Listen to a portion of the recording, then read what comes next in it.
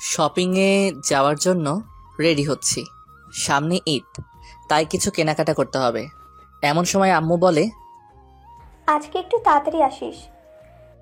কেন? তোকে নিয়ে তোর খালার বাসায় যাব। তোমার বোনের বাসায় তুমি যাও, আমি গিয়ে কি করব?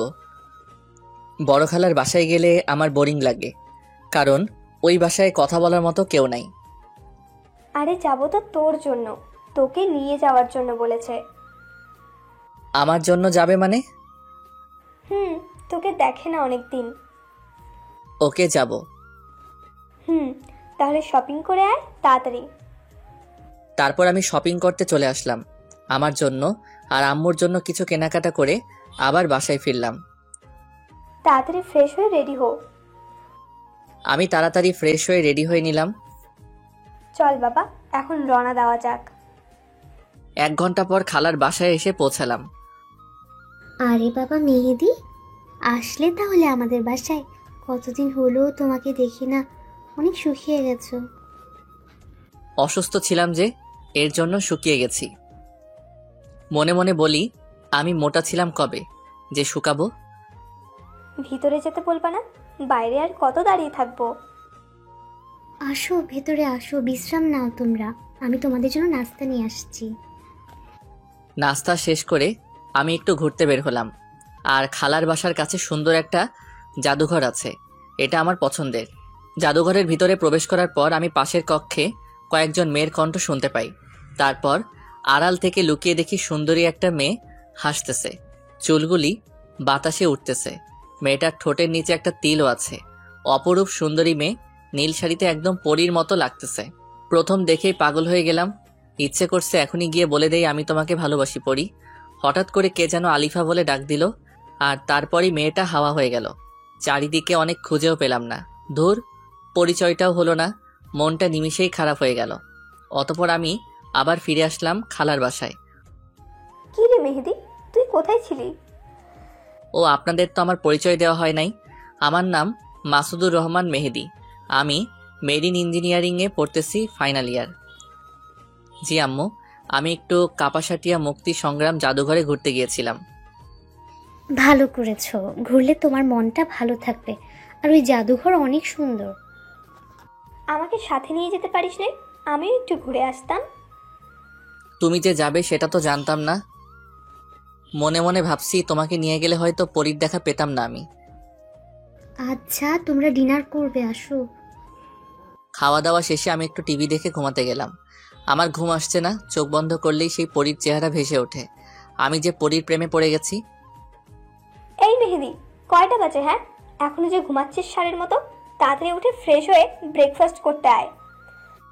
মনে মনে এই রে পরীকে নিয়ে ভাবতে ভাবতে কখন ঘুমিয়ে গেছি মনেই নাই।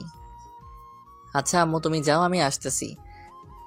তারপর ফ্রেশ হয়ে ব্রেকফাস্ট করতে চলে আসলাম। আম্মু আর খালাকে কি বিষয় নিয়ে যেন গুনগুন করতে দেখলাম। আমাকে দেখেই থেমে গেল। ঘুম হয়েছে রাতে? হ্যাঁ খালা। কথা বলতে বলতেই ব্রেকফাস্ট শেষ।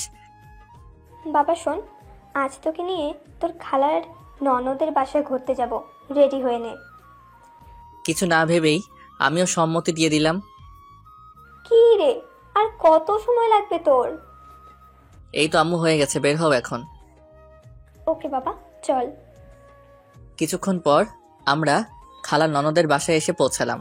খালার ননদকে সালাম দিলাম। আসো বাবা, ভিতরে আসো। সেই কতদিন আগে যে তোমাকে দেখেছিলাম, মাশাআল্লাহ, অনেক সুন্দর হয়ে গেছো। লজ্জা পেলাম, কিছু বললাম না। তারপর আম্মু, খালা আর ওই আন্টি একসাথে অন্য রুমে চলে গেল। আমি একা রয়ে গেলাম। কিছুক্ষণ পর আম্মু আসলো। বাবা, তোকে এই বাসায় কেন আনছি জানিস? ঘুরতে নিয়ে আসছো এই তো? না, ঘুরতে নিয়ে আসিনি, তোর জন্য মেয়ে দেখতে আসছি। কি বলতেছো তুমি? পাগল হয়ে গেছো নাকি? আমি এখনো স্টুডেন্ট। আমি কি এখন বিয়ের উপযুক্ত নাকি? হ্যাঁ, আমি কি খাবো বিয়ের পর বউকে? তাছাড়া আমার একজনকে ভালো লাগে, প্রথম দেখাতে প্রেমে পড়ে গেছি। কে সে? চিনিস তাকে? না, চিনি না। জাদুঘরে দেখেছি, এক পলক আর দেখেই প্রেমে পড়ে গেছি। তাহলে ভুলে যা, আর তোর বড় খালার এই ননদের মেয়ের সাথেই বিয়ে দিব।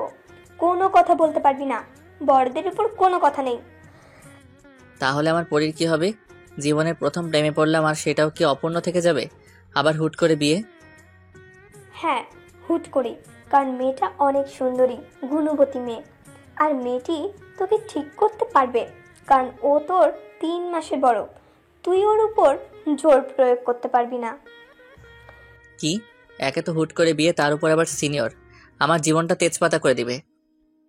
চুপ করে বসে থাক, ওরা মেয়েকে নিয়ে আসবে। আধা ঘন্টা হয়ে গেল, এখনো মহারানীর আসার কোনো খবর নাই। না জানি কত আটা ময়দা মাখতেছে। চুপ কর হারামজাদা, ও এমনিতেই অনেক সুন্দরী, মেকআপ করতে হয় না। আচ্ছা, মানলাম। অতপর ৪৫ মিনিট পর মহারানীর আগমন। লম্বা ঘোমটা দিয়ে আসছে, দেখার কোনো উপায় নাই। এসেই আম্মুকে পায়ে ধরে সালাম করে নিল না তো, আমার মাকে আমার কাছ থেকে কেড়ে নিল। বেঁচে থাকো মা, এখন লম্বা ঘুমটাটা সরাও, আমি আমার ছেলের হবু বউকে দেখি। মেয়েটি ঘোমটা সরিয়ে নিল। এ কি দেখছি? মাথা ঠিক আছে তো? না একটা চিমটি কেটে দেখি এটা বাস্তব না সত্য? উফ, অনেক জোরে চিমটি কেটেছি, ব্যথা পাচ্ছি। তাহলে তো এটি কোনো স্বপ্ন নহে রে বালক মেহেদি, এ তো আমার সেই জাদুঘরের হারিয়ে যাওয়া পরী। আর আম্মু ওর সাথে আমার বিয়ে ঠিক করছে। ব্যাপারটা মেঘনা চাইতে বৃষ্টির মতো। আহ, পরীকে নীল শাড়িতে যা লাগতেছে, পুরাই মাথা নষ্ট আমার। ইচ্ছে করছে বিয়ে করে এখনই পরীকে নিয়ে হানিমুনে চলে যাই। উফ, পিঠে চিমটি কাটে আবার কে? এই হারামজাদা, কি হয়েছে তোর? হা করে তাকিয়ে আছিস?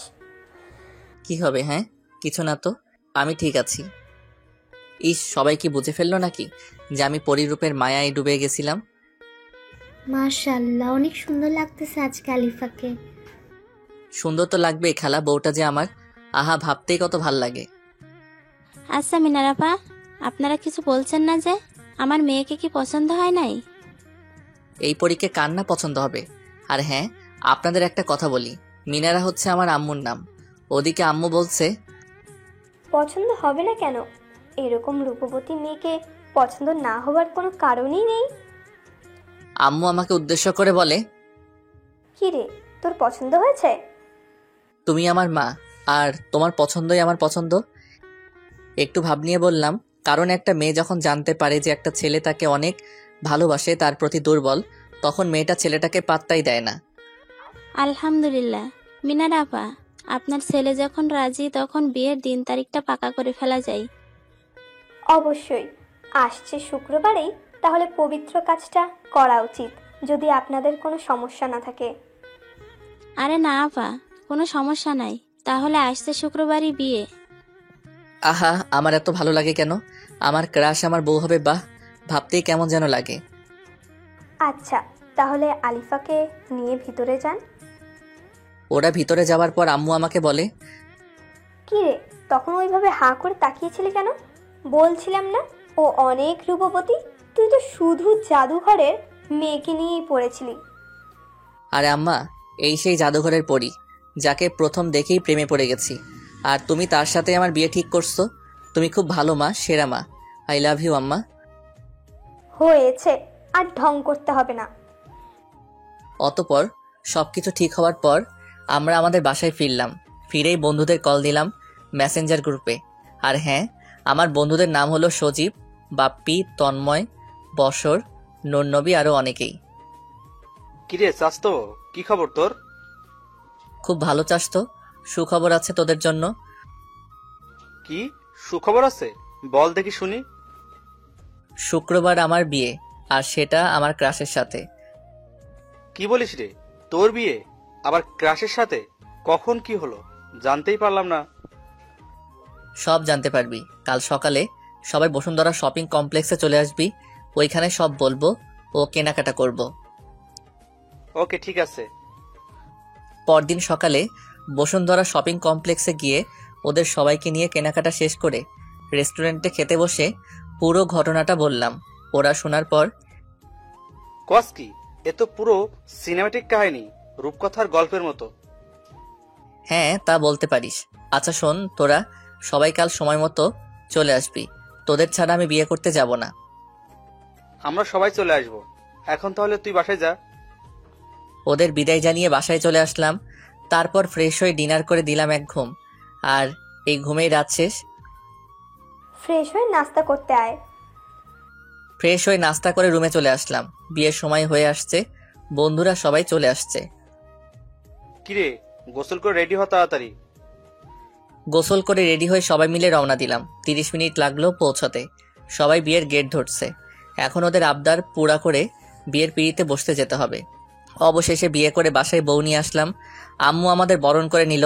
তারপর আম্মুকে আমরা সালাম করে বাসর রুমে ঢুকবো, ঠিক ওইখানেও গেট ধরছে। আবার ওদের আবদার পূরণ করে বউকে রুমে রেখে ছাদে গেলাম বন্ধুদের সাথে একটু বুদ্ধি পরামর্শ করতে। কিরে চাস্তো, এত সময় লাগে বউয়ের কাছ থেকে আসতে? আরে শালা তো পারছে না ওর বউয়ের কোলে গিয়ে উঠতে। তোরা মজা নিচ্ছিস, ওকে নে মজা। তোদের বিয়েতে আমিও মজা নিব। আরে ভাতিজা রাগ করো কেন, আজকে তো একটু মজা করবো আমরা। জামাল পুইয়া রে, তাহলে তুই আমার আগে বিয়েটা করে ফেললি? বছরকে উদ্দেশ্য করে। তো কি তোর মতো বুড়ো হয়ে বিয়ে করার ইচ্ছা প্রকাশ করবো নাকি? তোরা নিজেদের মধ্যে ঝগড়া করিস না তো। আমাদের সবার উচিত মেয়েদিকে এখন শুভেচ্ছা জানিয়ে ওর বউয়ের কাছে পাঠানো। ঠিক বলেছিস তুই। তোরা সবাই আমার জন্য দোয়া কর। ওইদিকে আম্মু ডাকছে। এই হারামজাদা, বউ একা বসে আছে, তুই তাড়াতাড়ি রুমে যা। এই রে, অনেক সময় হলো, এবার আসি আমি। শুভ কাজটা সারতে হবে।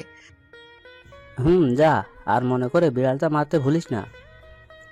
আরে না কাকা, বিড়ালটাই আগে মারবো। তোরা দোয়া কর, আমি গেলাম। এই বলে আমি বাসর রুমে ঢুকলাম। আমার বুকের হার্টবিট ফাস্ট হয়ে গেছে, পা আর চলছে না। বউ আমার লম্বা ঘোমটা টেনে বসে আছে। আহা কি সুন্দরী বউ আমার। রূপের মায়ায় আমি যে ঘায়েল হয়ে যাচ্ছি। রুমের লাইটটা অফ করে ক্যান্ডেল লাইট জ্বালিয়ে দিলাম। এ কি শুনেছি, বাসরাতে বউ স্বামীর পা ছুঁয়ে সালাম করে, কিন্তু আলিফা যে করছে না। ও যে আমার সিনিয়র, এই জন্যই সালাম করতে হয়তো লজ্জা পাচ্ছে। ইস, আমার লজ্জাবতী বউটারে। না দেরি করে লাভ নেই, এখন যাওয়া যাক বউয়ের কাছে। অবশেষে এক বুক সাহস নিয়ে বিড়াল মারার কথা মাথায় রেখে আস্তে আস্তে ওর কাছে গিয়ে বসলাম। যেমনি ঘোমটাটা সরাতে যাব, ঠিক ওই মুহূর্তে আমার হাতটি এক ঝটকায় আমার হাতটি ছাড়িয়ে দিয়ে নিজেই ঘোমটাটা সরিয়ে ফেলল। আহ কি অপরূপ সুন্দরী আমার বউ, যেন পরীর দেশের রানী। চোখে কাজল, বাঁকা দাঁত, ঠোঁটের নিচের তিল, দীঘল কালো ঘন কেশ। উফ, একদম রূপকথা রাজকন্যা। ওদিকে ঘোমটা সরিয়ে ও বলছে, এতক্ষণ ঘোমটা দিয়ে বসে থেকে আমার অস্বস্তি বোধ হচ্ছে। ওর হাতটি ধরতে গেছি, ঠিক তখনই, একদম ধরবি না আমাকে। কি বলছো এসব? স্বামী তার বউয়ের হাত ধরবে না তো কে ধরবে?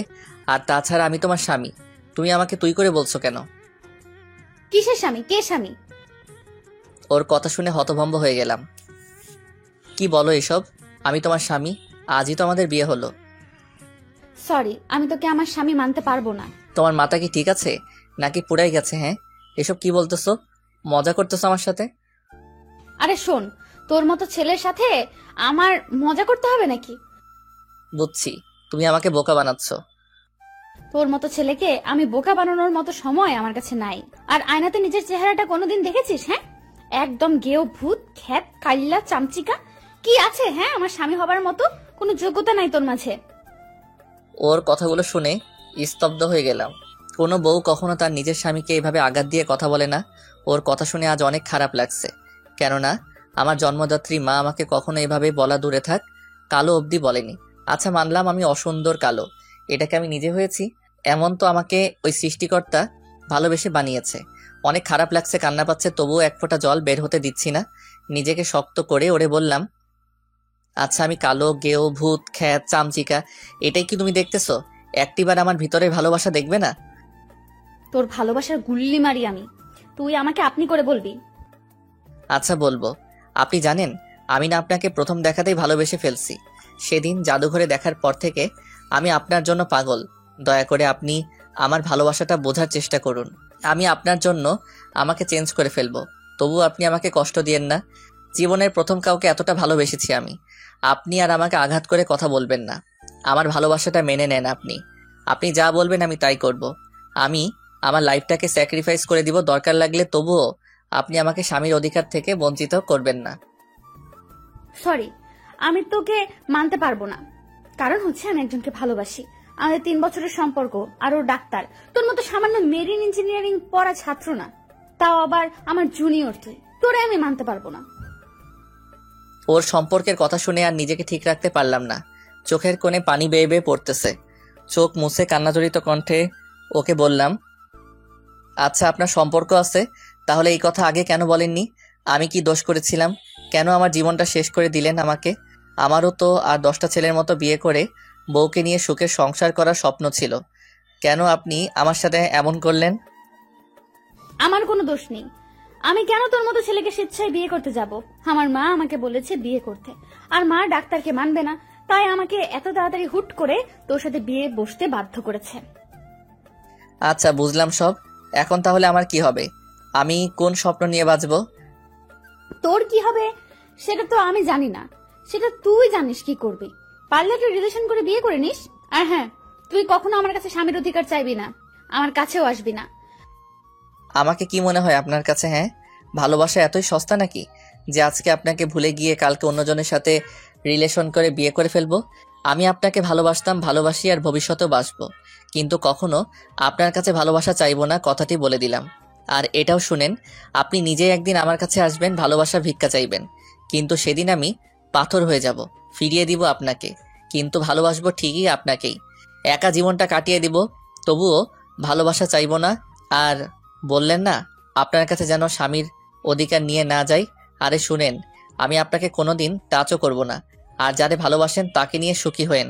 ডিভোর্স দিয়ে দিব আপনাকে, চাইতেও হবে না। ডাক্তারের ভালোবাসা সত্যি হলে আপনি আমার বউ হবার আগেই ডাক্তার আপনাকে বিয়ে করে নিতে পারতো। আপনি একদিন বুঝবেন আর কাঁদবেন, যেমন আজ আমি কাঁদতেছি। আচ্ছা, আর ফালতু বকিস না তো। তুই বসে বসে স্বপ্ন দেখ এই দিনের আশায়, আর ডিভোর্স তুই কি দিতে চাইবি? আমি নিজেই তোকে ডিভোর্সের জন্য বলতাম। তোকে আমার একদমই সহ্য হয় না। এখন ঘুমাবো একটু শান্তিতে। তুই আবার কোনো সুযোগ নিতে আসবি না। আমাকে টাচ করলে তোর আম্মুকে তোর নামে মিথ্যা অপবাদ দিব। ওকে যান, আপনি ঘুমান, আর আপনি নিশ্চিন্তে থাকেন, আপনাকে একটি ফুলের টোকাও দেওয়া হবে না। আমি কিভাবে ঘুমাবো যদি তুই আমার সাথে একই খাটে ঘুমাতে চাস? আপনার সাথে আমি ঘুমাবো, পাগল হইনি আমি, বুঝছেন? আপনি খাটে ঘুমান, আমি সোফায় ঘুমাবো, নিচে ডাইনিং রুমে। না, নিচে ডাইনিং রুমে না, তাহলে সবাই সন্দেহ করতে পারে। আজব, তাহলে আমি কোথায় ঘুমাবো? তুই এই রুমেই বালিশ নিয়ে ফ্লোরে ঘুমাবি। আচ্ছা, আপনি ঘুমান নির্ভয়ে। ওকে, তুইও ঘুমা। শুভরাত্রি। শুভরাত্রি বলেই উনি ঘুমিয়ে গেল। কচু রাত্রি। আমার সবাই বিয়ের প্রথম রাতে বউয়ের ভালোবাসা উপভোগ করে, আর আমার কিনা ডিভোর্সের কথা শুনতে হয়। কত স্বপ্ন ছিল এই বাসর রাতকে নিয়ে, আর হয়ে গেল কি? এটাই আমার কপাল। এসব ভাবতে ভাবতেই আলিফার ঘুমন্ত মুখখানির দিকে চোখ পড়তেই আমি আবার ক্রাশ খেয়েছি। একটা মেয়ে এত সুন্দরী কিভাবে হয়? এত সুন্দরী একটি মেয়ের মনটা এত কুৎসিত কেন? আমার একটু বুঝে না। আমি যে ওরে অনেক বেশি ভালোবাসি, কি করে ওরে ভুলবো? ভুলতে যে হবেই। ওর মুখের উপর চুলকুলি চলে এসেছে, সরিয়ে দিব কি করে? আমি যে কথা দিয়েছি ওরে কখনো টাচ করব না। এসব ভাবতে ভাবতেই কখন যে ঘুমিয়ে পড়েছি, আর কখন রাতের অন্ধকার কেটে গিয়ে দিনের আলো ফুটে উঠেছে নিজেও জানি না। আম্মুর ডাকে ঘুম ভাঙে। বৌমা, ও বৌমা, সকাল হয়েছে, এবার ঘুম থেকে উঠে ফ্রেশ হয়ে মেহেদিকে সাথে নিয়ে নাস্তা করতে আসো। মা, আপনি যান, আমরা ফ্রেশ হয়ে আসতেছি। মায়ের সাথে কি সুন্দর করে কথা বললো, আর আমার সাথে কুত্তার মতো ব্যবহার করে। ওই গেও ভূত, ঘুম থেকে উঠে ফ্রেশ হয়ে নাস্তা করতে চল। জি, উঠছি।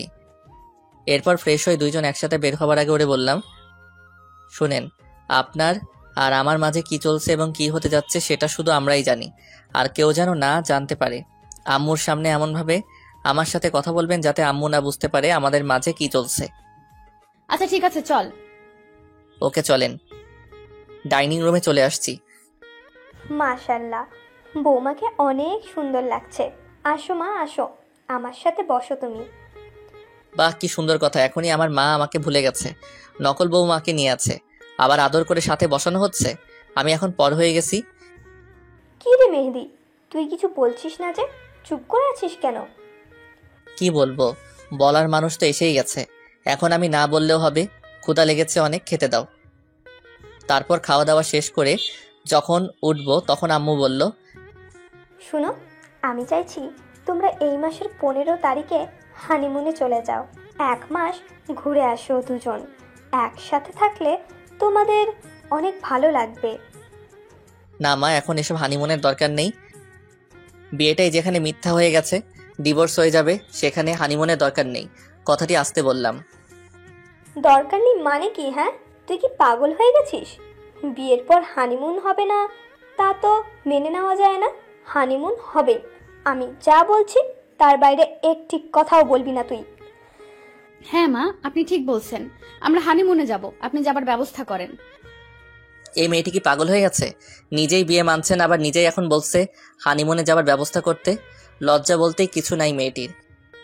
হ্যাঁ বৌমা, সব ব্যবস্থা হয়ে গেছে।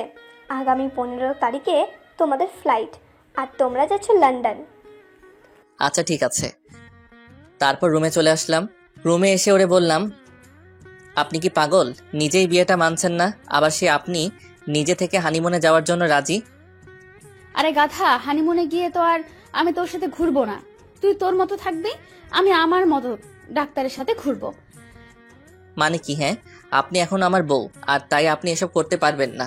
ডিভোর্সের পর যা মন চাই করবেন, আমার কোনো আপত্তি নেই। আচ্ছা যা, ঠিক আছে, মানলাম তোর এই কথা। ধন্যবাদ। ওয়েলকাম। শোন, আমার কিছু কেনাকাটা করতে হবে, তুই আমার সাথে যাবি। আচ্ছা আপনি রেডি হন, এখনই বের হব। তারপর রেডি হয়ে সোজা তার জন্য মার্কেটে চলে গেলাম। দেখ তো আমাকে কোন শাড়িতে মানাবে। আপনি নীল শাড়িটা নিতে পারেন। নীল শাড়িতে আপনাকে পরীর মতো লাগে। তারপর তার পছন্দ মতো প্রয়োজনীয় কেনাকাটা শেষ করে একটি রেস্টুরেন্টে গেলাম। ওরে বললাম, আপনি কি খাবেন অর্ডার দেন, আমি বিল দিয়ে দিচ্ছি। কেন, তুই কিছু খাবি না? আমার মনে এত রং নাই, আমি খাবো না, তাই আপনি খান। ওকে, তাহলে তুই কি করবি? এখন সেলুনে যাব চুলের ট্রিটমেন্ট করাইতে। আচ্ছা যা তুই, আমি খাওয়া শেষ করে বাসায় চলে যাব। তারপর রেস্টুরেন্ট থেকে সোজা জেন্টস পার্লারে চলে আসলাম। পার্লারের বিউটিশিয়ানকে ডেকে বললাম, আমার বউ আমাকে এভাবে অপমান করছে, এখন আপনারা এমন কিছু করে দেন যাতে ও দেখলেই অবাক হয়ে যায়। আরে ভাই, কোনো টেনশন নাই, আপনি বসেন। 1 ঘন্টার মধ্যে আপনাকে স্মার্ট লুক দিব। আপনার দাড়ি ও চুল দুটাই ট্রিটমেন্ট করে আপনাকে হিরো বানিয়ে দেব। তার কথা শুনে অনেক খুশি হয়ে গেলাম। তারপর সে শুরু করে দিল আমাকে আধুনিক স্মার্ট লুক দেওয়ার কাজ। 1 ঘন্টা পর তার কাজ শেষে আমাকে বলল, ভাই, এখন চোখ মিলে আয়নাতে আপনাকে দেখেন, চিনতে পারছেন কিনা? চোখ মেলে আয়নাতে তাকিয়ে দেখে পুরো অবাক হয়ে গেলাম। আমি নিজেই নিজেকে চিনতে পারছি না। গেও খ্যাত বলে আমাকে এত অপমান করেছে যে সেও যদি আজ আমাকে দেখে চিনতে পারবে না। আজ আমি আধুনিক যুগের আর 10টা স্মার্ট ছেলের মতো আমিও স্মার্ট, আর কেউ আমাকে আমার লুকের জন্য অপমান করে কটু কথা শোনাতে পারবে না। আজ আমি অনেক খুশি। তারপর পার্লারের বিউটিশিয়ান আমার বিল কত হয়েছে তা জেনে তা পরিশোধ করে। তার সাথে তাকে 500 টাকা বকশিশ দিয়ে আমি পার্লার ত্যাগ করলাম। রাস্তায় যাওয়ার সময় নোটিশ করলাম কয়েকটি মেয়ে আমার দিকে তাকিয়েছিল। এর মানে আমি এখন আর আগের মেহেদি নাই, এখন আমি এক নতুন মেহেদি, যাকে কেউ কখনো বাজে লোকের জন্য অপমান করতে পারবে না। ভাবনার ছেদ পড়ল বাসার সামনে এসে। এবার আমি নিজের মনোভাবকে চেঞ্জ করে বাসায় প্রবেশ করে রুমের দরজায় নক দিলাম। আর 2 বার নক দেওয়ার পর আম্মুর আদেশে আলিফা দরজা খুলতে আসে। দরজা খুলে অবাক দৃষ্টিতে আমার দিকে তাকিয়ে রইল আলিফা। তুই মেহেদি না? তোর একই পরিবর্তন, চিনতেই পারছি না। খ্যাত থেকে স্মার্ট হয়ে গেলি কেমনে? তোর দিক থেকে তো চোখ সরাতেই পারছি না। আপনার চোখ সরাতে হবে না, আমি সরে যাচ্ছি। সরেন, আমাকে ভিতরে ঢুকতে দেন। আচ্ছা ভেতরে আয়, বলতো তুই এত স্মার্ট হয়েছিস কিভাবে? আগে তো আনস্মার্ট খ্যাত ছিলি। শুনেন, আমি আগে কেমন ছিলাম সেটা আমি ভুলে গিয়েছি, আর আপনি আমাকে আমার অসুন্দর আনস্মার্ট লোকের জন্য কম ছোট করেন নাই। এখন আর পারবেন না। মানুষ চাইলে যে কোনো মুহূর্তে পরিবর্তন হতে পারে, আর পরিবর্তনের কারণটা আজীবন মনে রাখে। আমিও মনে রেখে দিয়েছি আমাকে কতটা অপদস্থ করা হয়েছে, তা ভুলবো না কখনো। আর এখন থেকে দেখবেন কিভাবে আমার ভালোবাসাও পরিবর্তন হয়ে যায়। আরে তোর পরিবর্তনে আমার কিছু আসে যায় না, বুঝলি? কারণ আমি আমার ডাক্তারকে ভালোবাসি। বৌমা, তোমরা দুজনে কিসের আলাপ করছো? আর মেহেদি, তোর এত পরিবর্তন কিভাবে? আমি কত বলেছি নিজেকে পরিবর্তন করতে, করিসনি। আর এখন বউয়ের ভালোবাসা পেয়ে এত পরিবর্তন? এমনি হানিমুনে নিয়ে আলোচনা করছিলাম মা। কত বড় মিথ্যা কথাটা বললো ডাইনিটা। আর আমারও যে কথা ভালোবাসা পেয়ে নাকি এমন পরিবর্তন, সত্য কথা যদি জানতো মা অনেক বেশি কষ্ট পেত। যাই হোক, এবার বাস্তবে ফিরে আসা যাক। মা, বিয়ের পর সবাই পরিবর্তন হয়, তাই আমিও হলাম। তাছাড়া আমার বউ যে সুন্দরী, ওর সাথে মানানোর জন্য আমাকে তো একটু পরিবর্তন হতেই হবে, তাই না? তাছাড়া ওরও তো আশা থাকতে পারে যে ওর স্বামী অনেক স্মার্ট হবে, তাই সবকিছু ভেবেই এই পরিবর্তন। বাহ, ভালো লাগলো তোর কথা শুনে। তুই বুঝতে পারছিস তোর বউকে। আচ্ছা, এখন আয় বাবা, খেয়ে বিশ্রাম কর। আচ্ছা আম্মু, আমরা ফ্রেশ হয়ে আসছি। তারপর ফ্রেশ হয়ে রাতের খাবার খেয়ে রুমে চলে এলাম। শোন, আজকে চাইলে তুই বিছানায় থাকতে পারিস, অসুবিধা নেই। তার আর কোনো দরকার নেই। আমার কোনো চাওয়া নেই, সকল চাওয়া পাওয়াকে মাটি দিয়ে দিছি। আমি চাই না কারোর সাথে ঘুমোতে। নিচে থেকে বললাম তো, তাই দাম দিলি না। ওকে যা, ফ্লোরে ঘুমা। জি, আপনি বিছানায় আরাম করে নির্ভয়ে ঘুমান, আমি ফ্লোরেই ঘুমাবো। ওকে, গুড নাইট। দরদ দেখাতে আসছে আমাকে, চাই না কেউ আমার প্রতি দরদ দেখাক। নিজে তো আরাম করে ঘুমাচ্ছে, কষ্ট হচ্ছে আমার। নিজের বাড়ি আর নিজের কিনা বিছানা রেখে ফ্লোরে ঘুমাতে হয়। একেই বলে কপালের নাম গোপাল। যাই হোক, ঘুমিয়ে পড়ি। সকালবেলায় এই মেহেদি, ঘুম থেকে উঠবি না, সকাল হয়ে গেছে তো। কি হয়েছে? হ্যাঁ, কেবলই তো ঘুমিয়েছি, বিরক্ত করবেন না যান। আর চোখে পরীকে দেখে নিলাম। ভেজা খোলা চুলের ঘ্রাণে আমি মাতাল হয়ে যাচ্ছি।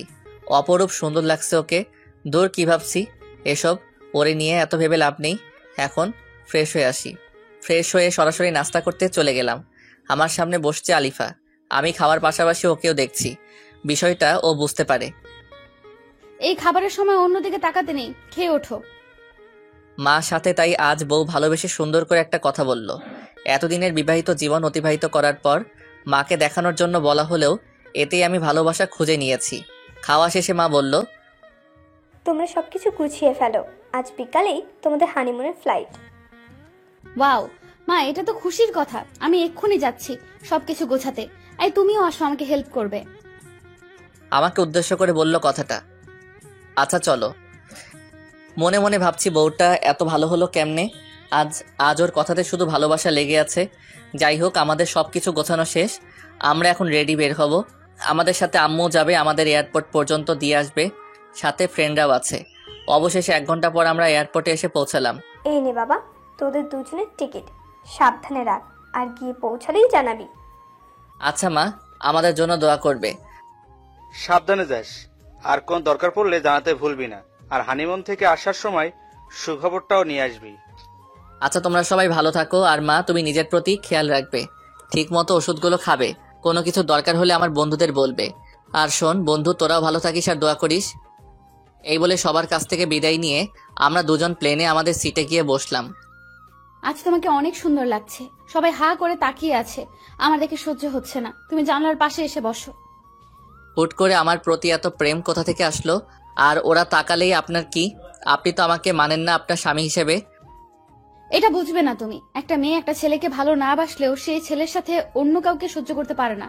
আর হ্যাঁ, তুমি এখন থেকে আমাকে আর আপনি করে না, তুমি করে বলবে, না হলে সবাই ভাববে আমাদের মাঝে কোনো ঝামেলা আছে। আচ্ছা ঠিক আছে, আপনি যা বলেন তাই হবে। আপনি যা বলেন মানে কি? হ্যাঁ, তুমি বলবা। ওকে, তুমি যা বলো। তারপর প্লেন উঠতে শুরু করলো। এদিকে এক সুন্দরী এয়ার হোস্টেস এসে আমাকে বলল, এই যে শোনেন, আপনি তো মেহেদি, আর উনি আপনার স্ত্রী আলিফা সোহাব।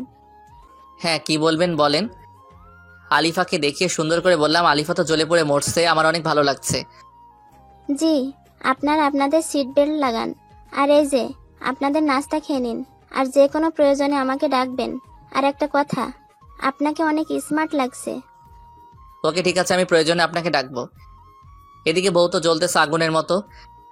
এই কুত্তা হারামি, এয়ার হোস্টেসের সাথে তুই আর কোনো কথা বলবি না। যা বলার আমি বলবো, কথাটা মনে থাকে জানো। আমি ওরে রাগানোর জন্য যেই না এয়ার হোস্টেসকে ডাক দিতে যাব, আলিফা আমাকে অমনি ধরে বলল, এই কুত্তা, তোকে না কেবলই বললাম তুই এই মেয়েকে ডাকবি না, তাহলে কেন ডাকলি? আমার কথা কি মাথায় ঢোকেনি নাকি মেরে ঢোকাতে হবে? এই ছাড়ো না, সবাই দেখছে। সবাই কি বলবে বলো তো? ছেড়ে দাও, তোমার স্বামীর মান সম্মান কি তুমি ক্ষুণ্ণ করতে চাও? যে দেখার দেখুক, তাতে আমার কি? আমি আমার জুনিয়র স্বামীকে শাসন করব। কার কি? হ্যাঁ, একদম চুপচাপ থাকবে। কারোর সাথে কথা বলে তো দূরে থাক, তাকাবেও না। আচ্ছা, জো হুকুম মহারানী। আমি আর কারো দিকে তাকাবো না, শুধু আমার এই পরীর দিকে অপলক দৃষ্টিতে তাকিয়ে থাকবো, আর তোমার রূপের মুগ্ধতায় নিজেকে ডুবিয়ে নিব। এই যাও তো দুষ্টু, এভাবে বলবে না, আমার লজ্জা লাগে। আর পরে তোমার প্রেমে পড়ে যাব। ওর হাতটি ধরে বললাম, সমস্যা নাই তো, স্বামীর প্রেমে তো স্ত্রী পড়বে। কিন্তু আমি যে ডাক্তারকে ভালোবাসি, ওরে ভুলতে পারবো না আমি। আমি তোমাকে এত বেশি ভালোবাসা দিব যে তুমি ডাক্তারকে ভুলে গিয়ে আমার ভালোবাসায় ডুব দিতে চাইবে। আচ্ছা দুষ্টু, এখন চুপচাপ করে বসো। এয়ার হোস্টেস আপু, দয়া করে একটু এদিকে আসবেন। জি ম্যাম, বলুন। আপনি এখন থেকে যা কথা বলার আমার সাথে বলবেন, আমার স্বামীর সাথে কোনো কথা বলতে হবে না। কিন্তু ম্যাম। কোনো কিন্তু নেই, আমি যা বলছি তাই করবেন। কথাটা ভালো করে মাথায় ঢুকিয়ে নেই। আচ্ছা ম্যাম, ঠিক আছে। তুমি এভাবে না বললেও পারতে। আমি কিভাবে বলবো না বলবো সেটা তোমার বলে দিতে হবে না। চুপ করে বসে থাকো আমার দিকে তাকিয়ে। আচ্ছা, ব্যাপারটা বুঝছি না, ও কি প্রেমে পড়লো আমার? হঠাৎ করে এত ভালোবাসা কেন দেখাচ্ছে? যাই হোক, আমি এত কিছু ভাবতে পারবো না, বরং ওর দিকে তাকিয়ে ওর রূপের মুগ্ধতায় ডুবে যাই। অতঃপর 3 ঘন্টা শেষে প্লেন অবতরণ করলো। এই আমার হাত ধরে নিয়ে নামো তো। একা একা চলে যাচ্ছে বউকে রেখে, কত বড় কলিজা। আচ্ছা আসো। তারপর আমরা এয়ারপোর্ট থেকে ট্যাক্সি নিয়ে সোজা বালির রিসর্টের কাছাকাছি একটি হোটেলে গিয়ে উঠি। হোটেলটি খুব নিরিবিলি জায়গায়, সমুদ্রের সাথে, তাই বারান্দা থেকে সমুদ্রের ভিউটা উপভোগ করা যায়। আমাদের পৌঁছাতে সন্ধ্যা হয়ে গেছে, তাই আর আজ সমুদ্র সৈকতে যাইনি। এসেই বাসায় ফোন দিয়ে আম্মুকে ও বন্ধুদের জানিয়ে বারান্দায় বসে সমুদ্রের তীরে আশ্রে পড়া ঢেউ আর সমুদ্রের ভিউটা উপভোগ করছি। এমত অবস্থায় এই আর কতক্ষণ বসে বসে থাকবো? আসো, ডিনার করে এসে গল্প করব। ওকে চলো। তারপর দুজন একসাথে হাতে হাত মিলিয়ে চলে গেলাম ডিনার করতে। ডিনার শেষ করে দুজন 2 কাপ কফি নিয়ে বারান্দায় বসে সমুদ্রের মনোরম পরিবেশটা উপভোগ করতেছি। দেখছো সমুদ্র কত সুন্দর? কালকে আমরা ব্রেকফাস্ট করে সৈকতে চলে যাব। আচ্ছা বউ, যাবো। তোমাকে অনেক সুন্দর লাগছে। তোমার চোখে ল্যাপটানো কাজল, দীঘল কালো কেশ, ঠোঁটের নিচের তিল আমাকে কিল করে নিচ্ছে। তোমার চুলের ঘ্রাণে আমি মাতাল হয়ে যাচ্ছি। আমার ইচ্ছে করছে আজ তোমার মাঝে ডুবে যেতে। ইস, এভাবে বলিও না। আসো, আজ তোমাকে আমি আমার করে নিব। আজ আমার খুব ভালো লাগছে। আজ আমি আমার বউয়ের ভালোবাসা একদম কাছ থেকে উপভোগ করব। তারপর সোজা চলে গেলাম বেডরুমে। আসো, কাছে আসো। মাতাল হয়ে ওর নেশায় ডুবে যাওয়ার জন্য কাছে চলে গেলাম, একদম কাছে। ওর নিঃশ্বাস আমার মুখে আর আমার নিঃশ্বাস ও মুখের উপর পড়ছে। এই সরো, কিচ্ছু হবে না। আমার পাশে চুপ করে ঘুমিয়ে পড়বে, কোনো দুষ্টুমি নয়। দ্যাট ভাল লাগে না। এই সময় কেউ এমন কথা বলে? নিজেই বললো ওর করে নিবে, এখন আবার নিজেই বলে কিনা কিছু হবে না। এটা কেমন ভালোবাসা? ধ্যাত, ভাল লাগে না। ঘুমিয়ে পড়ি, যা হবার কাল হবে। সকালে ওর চিমটি খেয়ে ঘুম শেষ। এই উঠো, ফ্রেশ হয়ে নাস্তা করে বিচে যাব। আচ্ছা আমি আসছি ফ্রেশ হয়ে। আর এত জোরে কেউ চিমটি দেয় নাকি? অনেক লাগছে।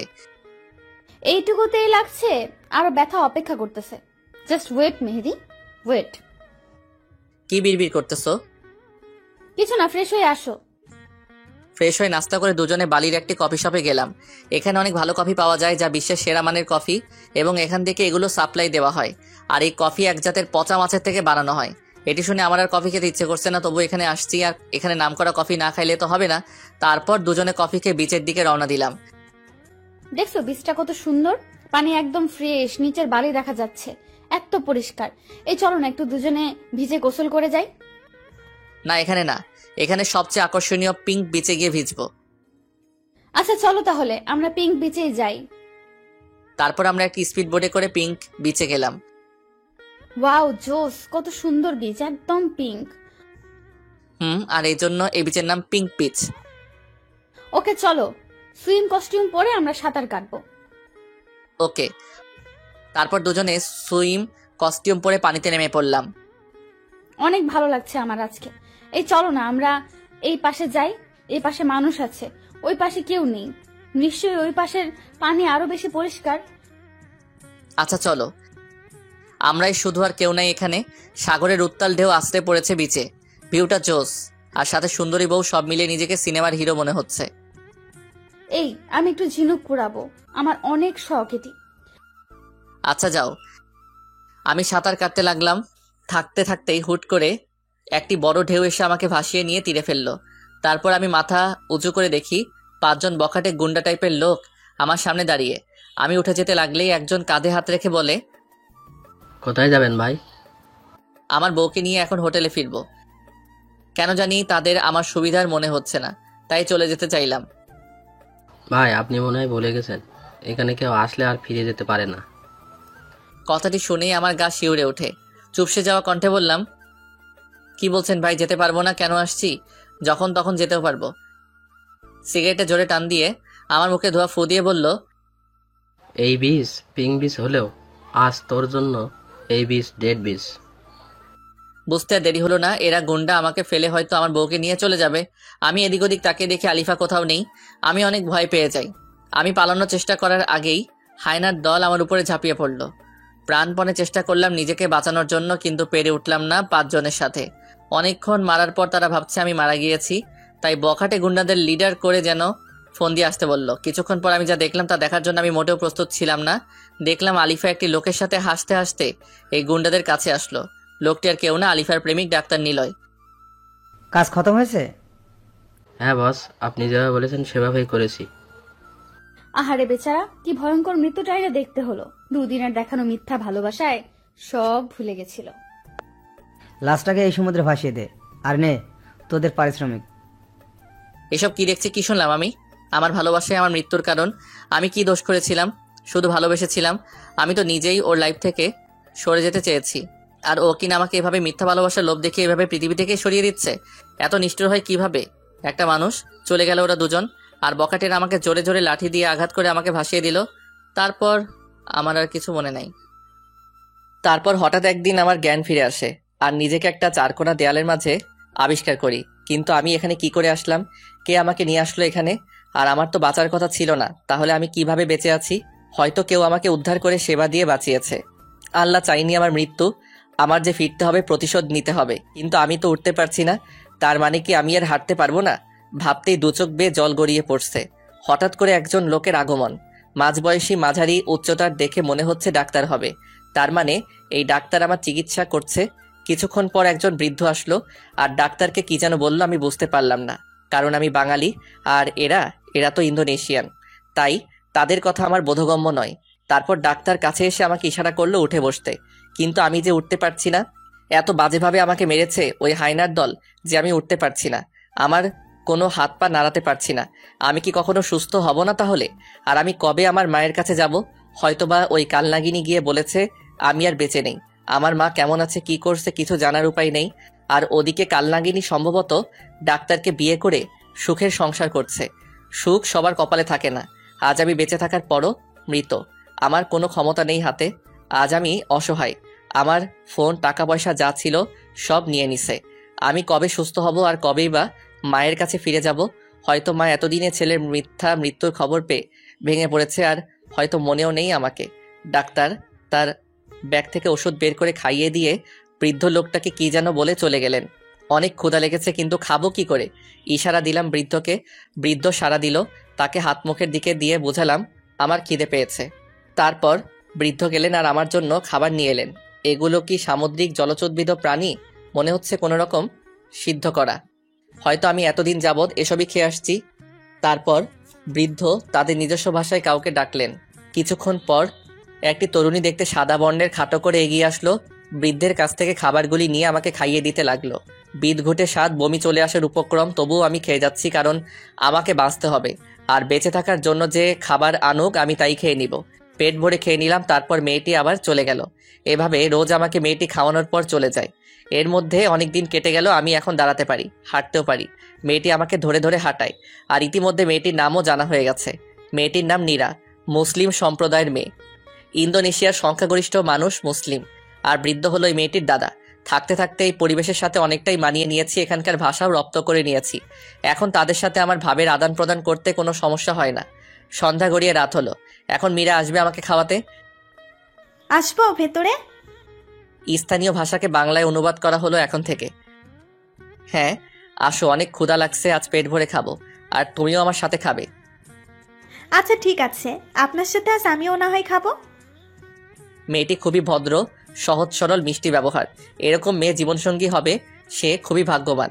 আমি মেয়েটিকে আমার বোনের মতোই দেখি, আর মেয়েটিও আমাকে ভাইয়ের দৃষ্টিতে দেখে। তারপর দুজন খাওয়া দাওয়া শেষ করলাম। এখন আর এসব খাইতে আমার কোনো সমস্যা হয় না, বরং আরো ভালো লাগে। ও চলে গেল, আমিও দরজা বন্ধ করে ঘুমিয়ে পড়লাম। আজ 1 বছর যাবৎ আমি এখানে আছি। এখন আমি পুরোপুরি সুস্থ। সময় হয়েছে ফিরে যাওয়ার। আর এর মধ্যে নীরার দাদাও পৃথিবী ছেড়ে চলে গেছে। নীরার আপন বলতে কেউ নাই, তাই আমি ওরে নিয়ে দেশে ফিরে যাব, কারণ ও আমার জন্য যা করেছে তার ঋণ শোধ করা যাবে না কখনো। তাই ওকে সাথে নিয়ে ঋণের বোঝা কমাতে চাই। দাদা দেশে যাবা কবে? যাবো রে বোন, আগে কাজ করে টাকা জোগাড় করি। হ্যাঁ, যা শুনলেন তা একদম ঠিক।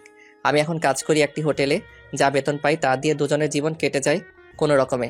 আর দেশে যাবার জন্য কিছু করে টাকা জমাই। অতপর আরো 6 মাস অতিবাহিত হবার পর আমরা দেশে যাবার জন্য প্লেনের টিকিট সংগ্রহ করেছি। আজ নিজের জঙ্গলি রূপকে পরিবর্তন করে আসছি, আবার সে আগের মেহেদি হয়ে গেছি। দাদা আমার আজ সত্যিই খুব খুশি লাগছে। কেন রে বোন, তুই আজ এত খুশি কারণটা কি? এই যে দাদা, আজ আমি তোমার সাথে তোমার দেশের তোমার বাসায় যাব। আমার তো কেউ নাই, ছোটবেলায় বাপ মা মারা গেছে অসুখে, দাদার কাছে বড় হয়েছি। তারপর একদিন দাদা তোমাকে সমুদ্র মাছ ধরতে গিয়ে উদ্ধার করে আনে। তারপর থেকে তোমাকে আমি নিজের হাতে খাইয়ে সেবা দিয়ে সুস্থ করে তুলেছি। দাদাও চলে গেল, এখন আপন বলতে তুমি ছাড়া আমার আর কেউ নাই। তোমার সাথে যেতে পারবো, তোমার মাকে নিজের মা করতে পারবো। মায়ের আদর তো পাওয়া হয়নি কখনো, তোমার মায়ের আদর পেয়ে সেটা ভুলে যাব। তাই আজ আমার জন্য অনেক সুখের দিন। পাগলিটা এসব বলে কেঁদে দিয়েছে, বড্ড ইমোশনাল। এই পাগলি, কাঁদছিস কেন? তোর সাথে আমি আছি না, তোকে কখনো কষ্ট পেতে দিব না। তুই যে আমাকে আমার বিপদের সময় রক্ষা করেছিস, আর আমার মা মানে তোর মা। তুই অতীতের সব কষ্ট ভুলে যাবি। আমার মা যখন সব জানবে তখন তোকে অনেক আদর করবে। চোখের পানি মুছে ফেল, আর কাঁদবি না। জানিস না তুই কাঁদলে আমার ভালো লাগে না। দাদা কোথায়? আমি কাঁদছি না তো। দেখো এই যে আমি আজ কত খুশি। এটা তো সুখের কান্না ছিল দাদা, আমি আর কাঁদবো না। এই তো লক্ষ্মী বোন আমার। আচ্ছা দাদা রেডি হও, আমিও রেডি হয়ে আসছি, তারপর দুই ভাই বোন বের হব। আচ্ছা বোন, রেডি হচ্ছি। কিছু সময় পর দাদা বের হও, দেখো তোমার বোনকে কেমন লাগছে। তোমার কিনে দেওয়া বাঙালি কাপড় পরেছি আজ। বাহ, তোকে তো আজ অনেক সুন্দর লাগছে, একদম বাঙালি। সুন্দর তো লাগবেই, বোনটা যে হিরো ভাইয়ের। দাদা তোমাকে আজ নায়িকের মতো লাগছে। তাই নাকি? নায়িকা কি পাবো তাহলে? পাবে না মানে?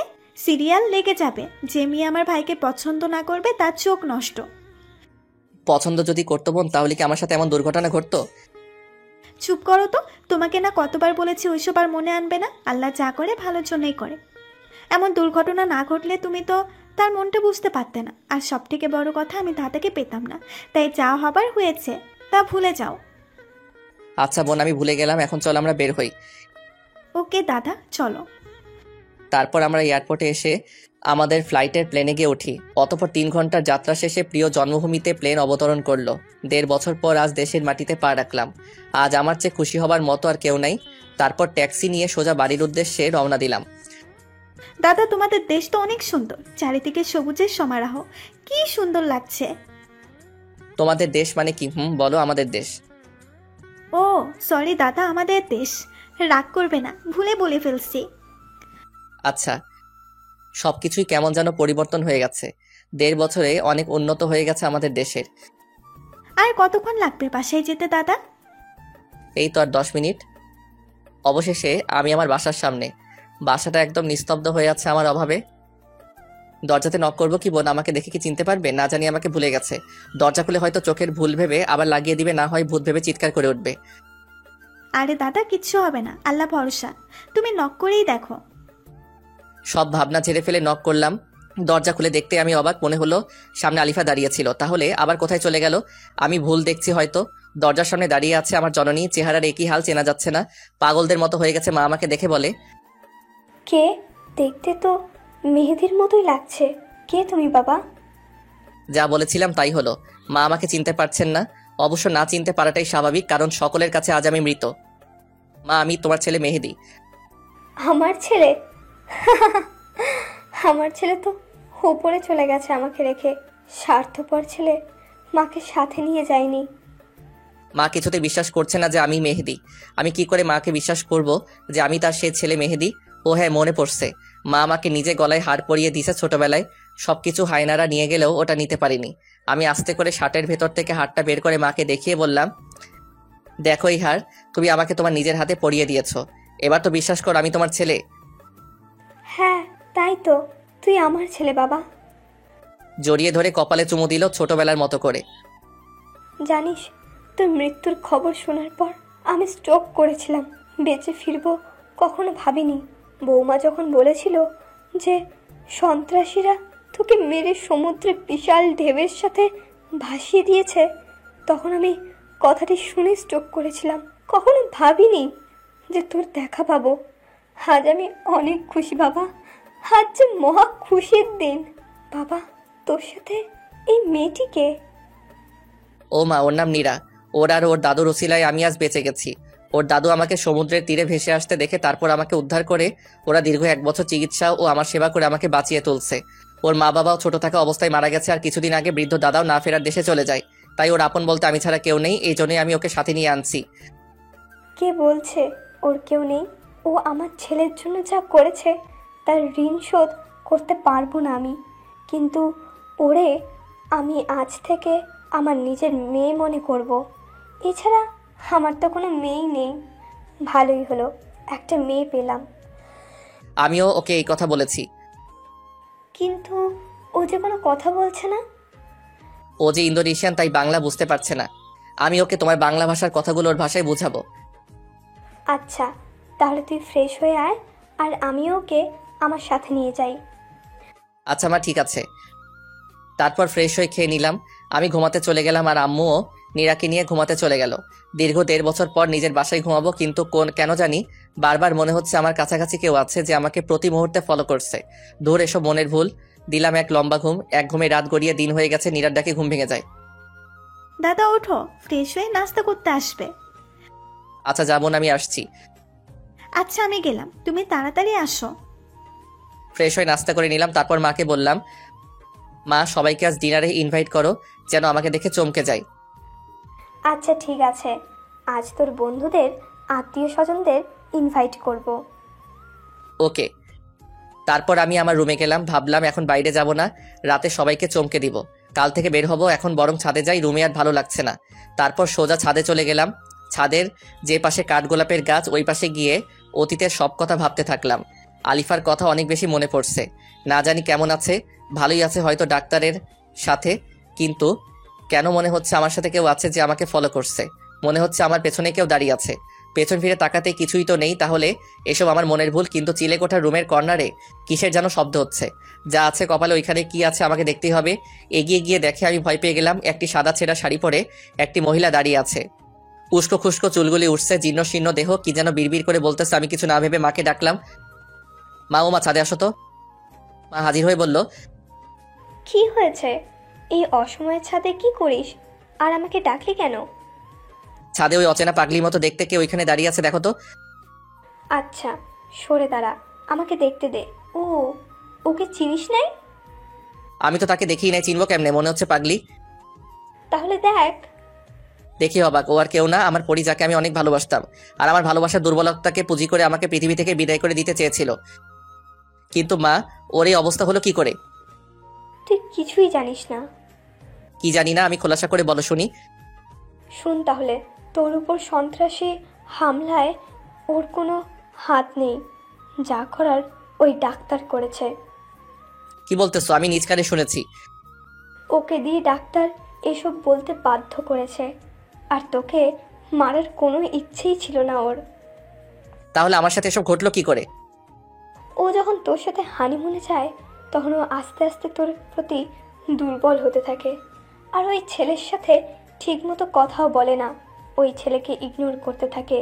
আর ছেলেটি এসব মেনে নিতে পারেনি, তাই ওই ছেলেও ইন্দোনেশিয়া চলে যায় আর সন্ত্রাসীদের টাকা দিয়ে কবজা করে, তোর উপর আক্রমণ চালায়। এটা যখন আলিফা জানতে পারে, তখন তোকে বাঁচাতে চায়, কিন্তু ছেলেটা আলিফাকে ব্ল্যাকমেল করে, আলিফাকে বাধ্য করে ওসব বলতে। তারপর আলিফাকে দেশে এনে মারাত্মকভাবে শারীরিক নির্যাতন করে। আলিফা কিছু বলেনি? আলিফা অনেক বলছে, ভিক্ষে চেয়েছে ছেলেটার ভালোবাসা, কিন্তু ছেলেটা বলে ও নাকি আলিফাকে ভালোই বাসেনি, শুধুমাত্র ব্যবহার করার জন্য এসব করেছে। আলিফা এসব শুনে অনেক কান্নায় করে আর তোর জন্য আফসোস করে। ও তখন বুঝতে পারে ছেলেটি ওর জন্য ভুল ছিল। ছেলেটা অনেক নির্যাতন করে আমাদের বাসার সামনে এনে ফেলে দিয়ে চলে যায়। তারপর আমি বাইরে বের হলে ওকে উদ্ধার করি আর ওর মুখে সব ঘটনা শুনি। ও তোর সাথে খারাপ ব্যবহার করার জন্য নিজেকে দোষী ভাবতে শুরু করে আর পাগলামি শুরু করে দেয়। সুইসাইডও করতে গিয়েছিল, আমি বাধা দিয়েছি। এরপর তোর শোকেই মেয়েটি আস্তে আস্তে পাগল হয়ে যায়। ঠিকমতো খায় না, ঘুমায় না, শুধু তোর কথা বিড়বিড় করে বলে একা একা। নিজের অজান্তেই আমার চোখের পানি বের হয়ে আসলো। আমি যখন চেয়েছি বুঝেনি, আর এখন আমাকে এত ভালোবাসে। একদম চিনার উপায় নেই কি হয়েছে শরীরের অবস্থা, কত সুন্দরী ছিল আর কি হয়ে গেল। মা, ওরে চিকিৎসা করাওনি সুস্থ করে তোলার জন্য?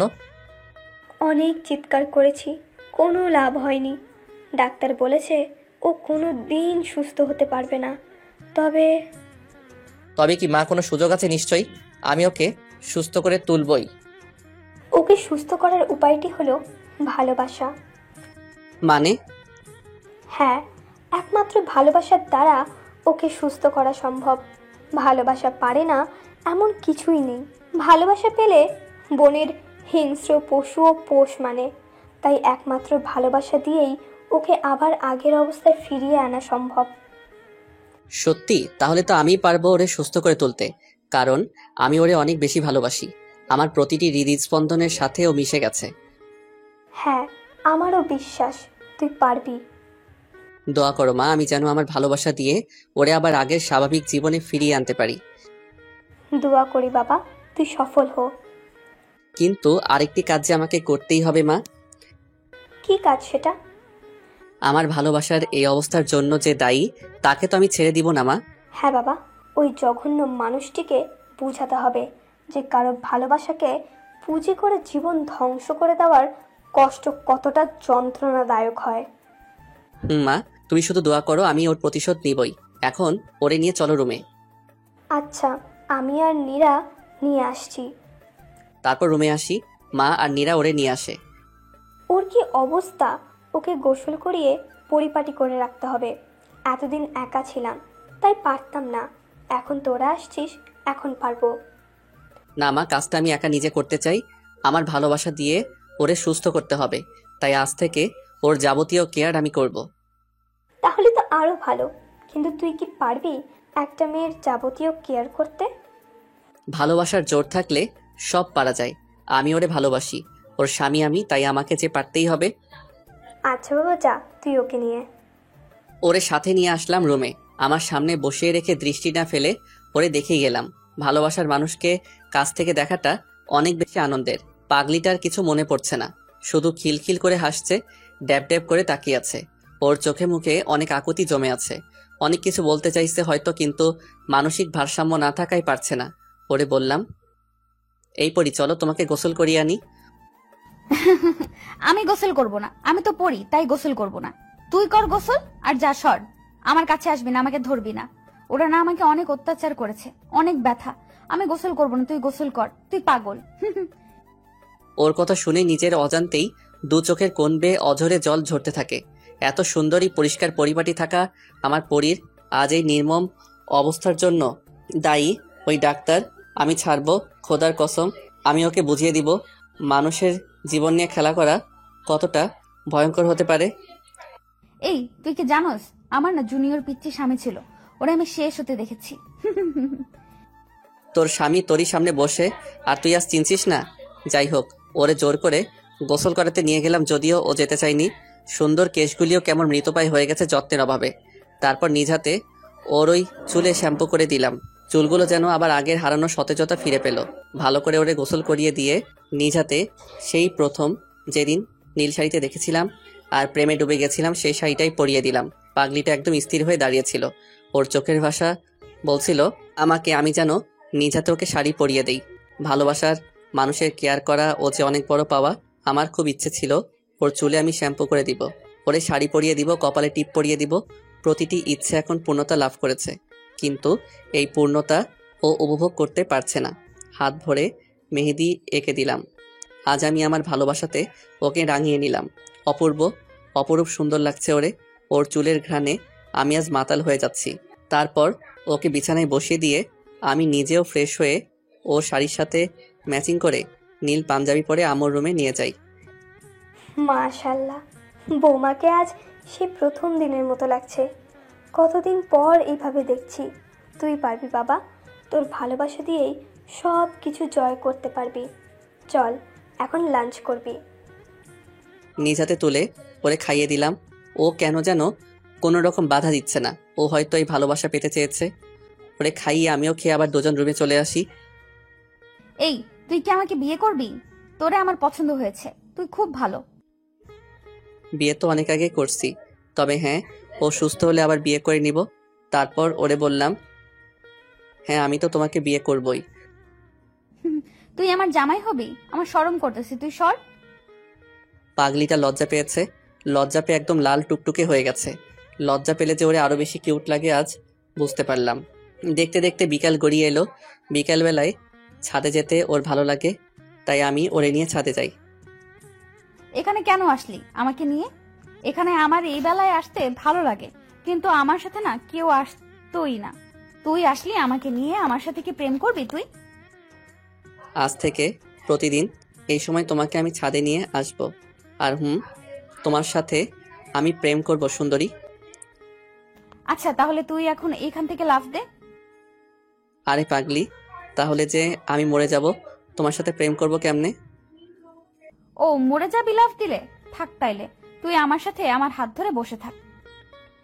তারপর ওর হাত ধরে বসে থেকে বিকাল শেষে সন্ধ্যায় সূর্যাস্ত দেখে আবার রুমে চলে এলাম। রুমে এসে ওরে নাস্তা করিয়ে বললাম, এখন তুমি একটু ঘুমাও। কেন, তুই কি এখন চলে যাবি আমাকে রেখে? আমাকে রেখে যাস নি, আমার সাথে থাক। তোর সাথে থাকলে আমার ভালো লাগে। আরে আমি যাব না, তোমাকে ছেড়ে আমি কোথাও যাব না। তুমি ঘুমাও, আমি একটু বেলকনিতে গিয়ে বন্ধুদের সাথে কথা বলবো। অনেকদিন হলো ওদের সাথে কথা বলিনি। আমি ঘুমাবো কেমনে? আমার ঘুম আসে না। তুই ঘুম পাড়িয়ে দিবি আমায়? বল, দিবি না? আমার পরীর কথা কি আমি ফেলতে পারি? তারপর ওরে ঘুম পাড়িয়ে কপালে একটা কিস দিয়ে বেলকনিতে যাব। যখন ঠিক তখনই দেখি পাগলিটা আমার পাঞ্জাবির এক প্রান্ত ধরে ঘুমিয়ে আছে। এখন তো ছাড়াতে গেলেই ঘুম ভেঙে যাবে। বন্ধুদের সাথে কথা আজ বাসায় আসলে বলবো নি, এখন বরং আমি ওর মাথার পাশে বসে থাকি। ঘুমন্ত চেহারা যে কতটা নিষ্পাপ আর সৌন্দর্যে মোড়ানো, সেটা পরীকে এভাবে কাছ থেকে না দেখলে বুঝতেই পারতাম না। ওর কাজল কালো হরিণী চোখ, দীঘল কালো ঘন কেশ, ঠোঁটের নিচের তিল আর পরনে নীল শাড়ি আমাকে প্রতি মুহূর্তে নতুন করে ওর প্রেমে ডুবিয়ে দিচ্ছে।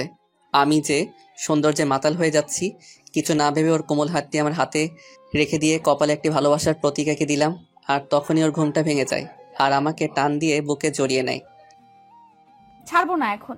দেখি কেমনে যাস তুই। আমার কপালে কি করলি বলে দেবো তুই পচা। এই ছাড়ো, আর সবাইকে বলবা কেন? আমি তো তোমাকে ভালোবাসি, তাই কিস করেছি। তুই পচা। আমি ঘুমিয়ে গেলে সুযোগ পেয়ে এসব করছিস। আমাকে না বলে আমি তোর আম্মুকে বলে দেবো। এই না পাগলি, নিজেদের মধ্যে ঘনিষ্ঠ মুহূর্তের কথা কাউকে বলতে নাই। কেন বলতে নাই?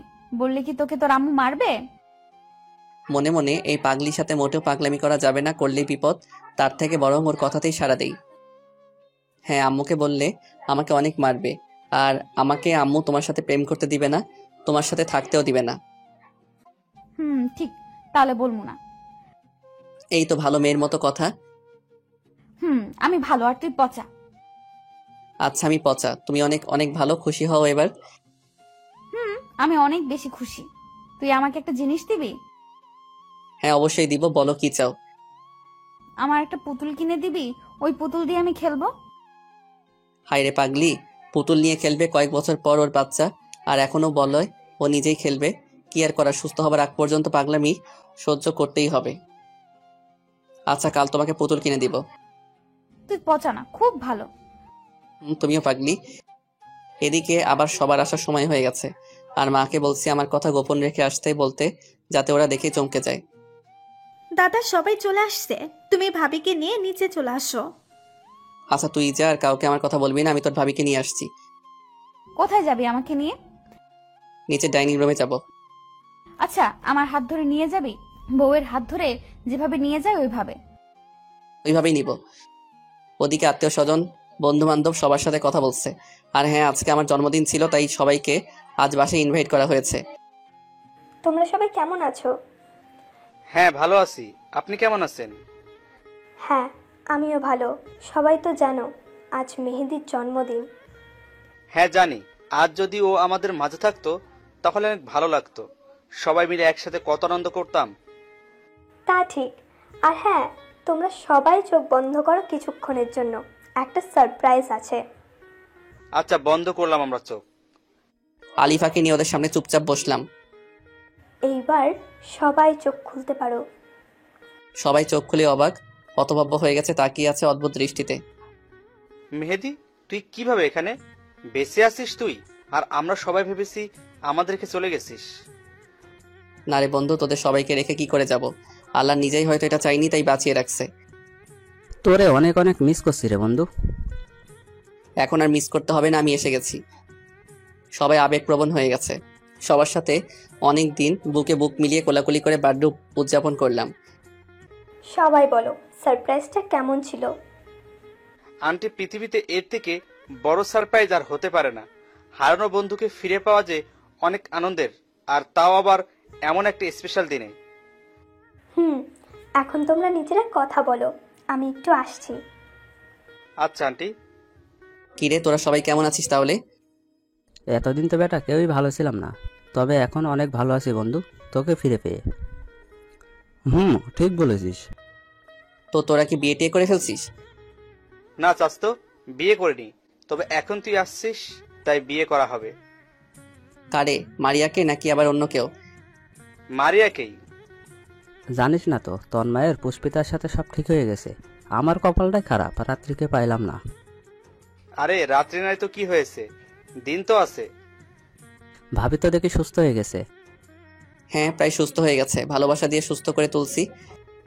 এই ভালোবাসাটাই আমার হলো না, মিম আমাকে বুঝলোই না। চিল কাকা, মিম বুঝবে, টেনশন নাই। আলিফা সুস্থ হলে ওরে দিয়ে সবার ফিটিং করাবো। ওনারা কারা? কখন থেকে তুই কথা বলছিস আমার সাথে না বলে? ওরা সবাই আমার বন্ধু। ও আচ্ছা। মা আসো, সবাইকে খাবার দিয়ে যাও। মা এসে সবাইকে খাইয়ে দিল। খাওয়া দাওয়া শেষে ডাক্তারের ব্যাপারে ওদেরকে বললাম। তুই কোনো চিন্তা করিস না, ওই বেটা বজ্জাতকে উচিত শিক্ষা দিব। তার আগে বল, এই মেয়েটিকে আগে তো কখনো দেখিনি। তারপর সবাইকে পুরো ঘটনা খুলে বললাম আর নীরার পরিচয়ও দিলাম। ও আচ্ছা, বুঝতে পারলাম। তাহলে নীরাকে দিয়েই কাজ হবে, ডাক্তারকে উচিত শিক্ষা দেওয়া যাবে। না, ও পারবে না, এদেশের ব্যাপারে ওর অভিজ্ঞতা নাই। নীরাকে বুঝিয়ে বললাম, ও বলল পারবে। তাহলে তো হলোই, এখন সব ব্যবস্থা করি। আচ্ছা। তারপর সবাইকে বিদায় জানিয়ে আলিফাকে নিয়ে রুমে আসলাম। এখন কি করবি, ঘুমাবি নাকি? না, এখন তোমাকে ছাদে নিয়ে গিয়ে গান শোনাবো। সত্যি? তাহলে এক্ষুনি চল। ওকে। তারপর ওকে নিয়ে ছাদে আসি।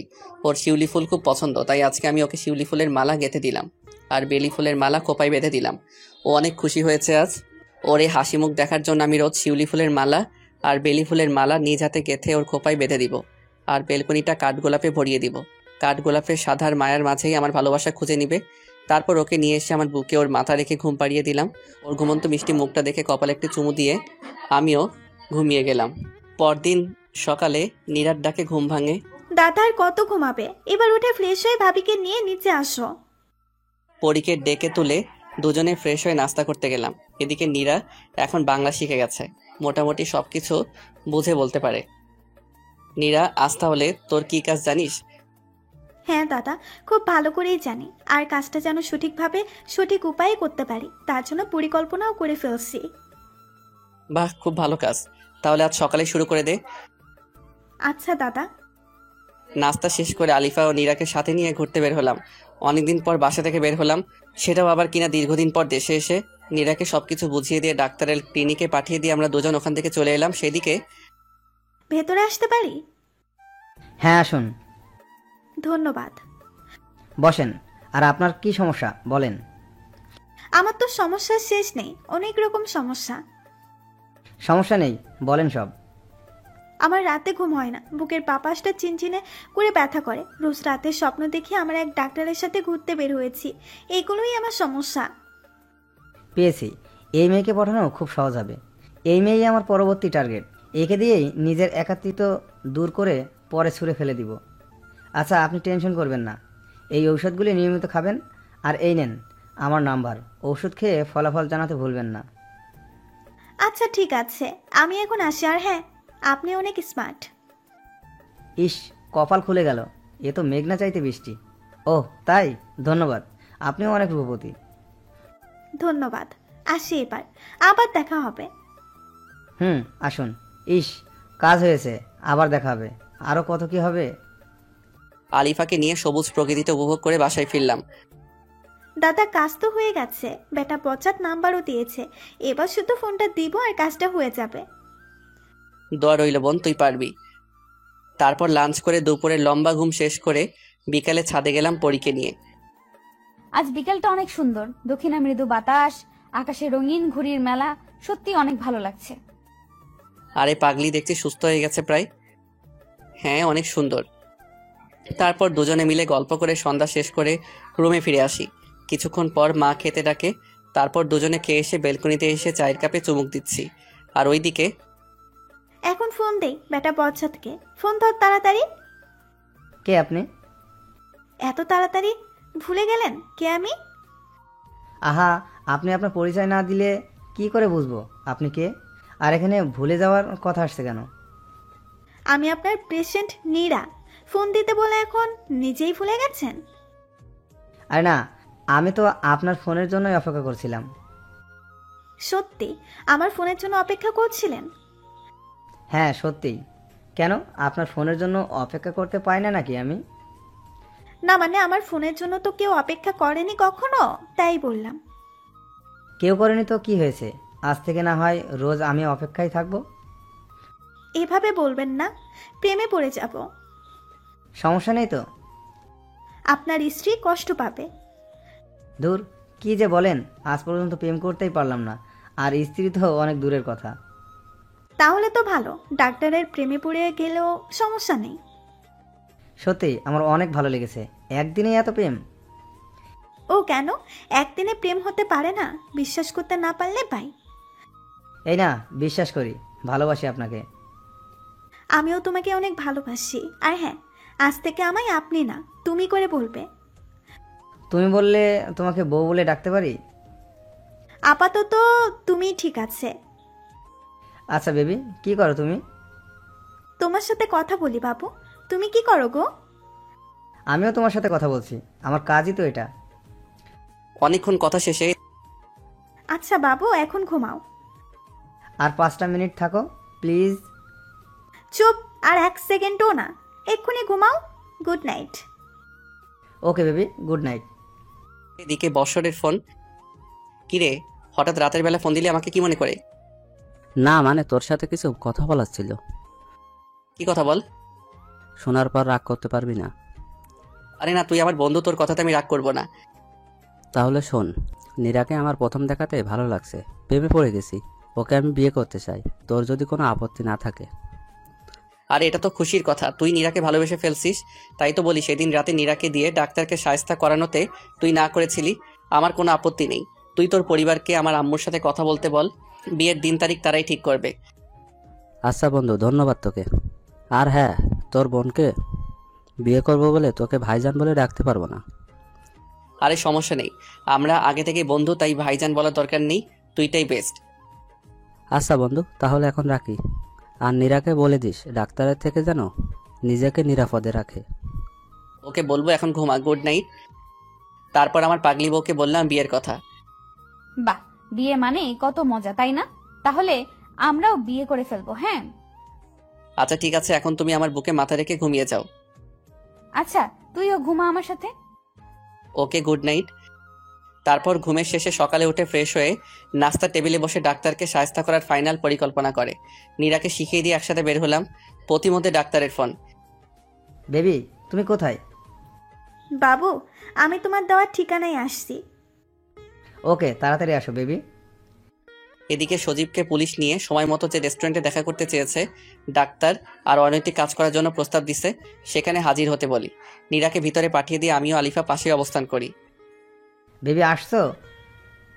বাবু আসলাম। তাহলে চলো শুরু করা যাক। নীরা কথাটি শুনে ঠাস করে ডাক্তারকে থাপ্পড় লাগিয়ে দেয়। তুই কি ভাবছিস আমাকে লম্পট চরিত্রহীন? তোকে আজ মেরেই ফেলবো। কি বলছো বেবি এসব? আসো শুরু করি। আমি সামনে গিয়ে বললাম, কি শুরু করবি রে বাইনচোদ? তুই কিভাবে বেঁচে আছিস? তোর তো বাঁচার কথা না? তোকে সাজতা দেওয়ার জন্য আল্লাহ আমাকে বাঁচিয়ে রাখছে। কথাটি শোনার পর ডাক্তার পকেট থেকে একটি ছুরি বের করে নীরার গলাতে ধরে বলে, একদম কোনো সমস্যার সৃষ্টি করতে পারবি না, নয়তো এই মেয়েকে শেষ করে দিব। সাথে সাথে পুলিশ ওকে চারপাশ থেকে ধরে ফেলে হাতে হাত করে লাগিয়ে দেয়। কারণ আমরা আগে থেকে পুলিশ আর রেস্টুরেন্টের লোকজন নিয়ে আড়ালে লুকিয়ে সব লক্ষ্য করছিলাম। বিষয়টা আলিফা বুঝতে পেরে কেমন যেন সবকিছু আগের মতো ঠিক করে নিয়ে বলে, ওই কুত্তার বাচ্চাকে মেরে ফেলবো আমি। ওর জন্য আমার জীবন থেকে সুন্দর মুহূর্তগুলো হারিয়ে গেছে। ও আমার ক্ষতি করেছে, ওকে আমি আজ খুন করে ফেলবো। এ কি, আলিফা দেখি পুরো সুস্থ হয়ে গেছে। না আপু, আপনার কিচ্ছু করতে হবে না। ওর উপযুক্ত শাস্তিও পেয়ে যাবে, আইনের হাত থেকে রক্ষা পাবে না। আমরা ওকে নিয়ে গেলাম। পরি, তুমি সুস্থ হয়ে গেছো? হ্যাঁ, আমি এখন সুস্থ। তুমি আমাকে ক্ষমা করে দাও মেহেদি। আমি তোমার ভালোবাসা বুঝতে পারিনি। তোমাকে অনেক বেশি কষ্ট দিয়েছি, অনেক অপমান করেছি। এর কোনো ক্ষমা হয় না। তবুও আমি আজ তোমার কাছে ক্ষমা চাইছি। তোর পাগলি, তুমি হলে আমার বউ, তাই আমি সব ভুলে গিয়েছি, কিছু মনে রাখিনি। না গো, তবু আমি অপরাধী। তুমি বলো আমাকে ক্ষমা করে দিয়েছো? আচ্ছা পাগলি, আচ্ছা, আমি তোমাকে ক্ষমা করে দিয়েছি। ধন্যবাদ। আর আজ আমি তোমাকে একটা কথা বলতে চাই, যে কথাটি 1.5 বছর আগে বাড়িতে পিঙ্ক বিচে বলার জন্য আমি একটু আলাদা হয়েছিলাম। কখনো ভাবিনি যে তার জন্য এভাবে 1.5 বছরের জন্য আলাদা হয়ে যাব। ওইসব অতীতের কথা বাদ দিয়ে কি বলতে চাও বলে ফেলো, আমার আর কৌতূহলে শেষ হচ্ছে না। আমি তোমাকে ভালোবাসি। থাকবে তো শেষ নিঃশ্বাস পর্যন্ত আমার সাথে? বিপদে আপদে সবসময় পাশে থাকবে? আমিও তোমাকে অনেক অনেক বেশি ভালোবাসি পরি। আর হ্যাঁ, আমি তোমার হাসি মুখের জন্য সব করতে পারবো। তাহলে করছো না কেন? কি করছি না? গাধা, জড়িয়ে ধরো আমাকে। বলার সাথে সাথে শক্ত করে ওকে জড়িয়ে ধরলাম। প্রায় 2 বছর বিবাহিত জীবনেই প্রথম ওকে জড়িয়ে ধরেছি। ভালোবাসার মানুষের প্রথম স্পর্শ যা কখনো ভোলা যায় না। এটা এক অন্যরকম ভালো লাগা। ওর মাথা একদম আমার বুকে মিশে গেছে। আমার হৃদস্পন্দন গুলি খুব কাছ থেকে অনুভব করেছে পরি। কপালে একটি কিসও করে দিলাম, কিন্তু পাগলিটা করতে পারছে না, কেননা ও আমার পিচ্চি বউ। ওই কুত্তা, নিচু হবি নাকি হাঁটুতে মারতে হবে জায়গা মতো? তাহলে তখন এমনিতেই নিচু হয়ে যাবে। এই কি বলো, হাঁটু মারলে তোমারই লোকসান। যাই হোক, আমি মাথা নিচু করছি, তারপর আর কি, ও আমার কপাল একটা দিয়ে দিল। আচ্ছা, এই মেয়েটি কে? তারপর ওকে সব বললাম বুঝিয়ে। তাহলে তো ভালোই, ননদও পেয়ে গেলাম। হ্যাঁ, আর আমিও তোমার মতো একটা সুন্দরী ভাবি পেলাম। আচ্ছা হয়েছে, এখানে আর সময় নষ্ট না করে শপিং এ যাওয়া যাক, বিয়ের প্রস্তুতি নিতে হবে যে। হ্যাঁ চলো। ওমা, ননদ দেখি লজ্জায় লাল হয়ে গেছে। লজ্জা নারীর ভূষণ।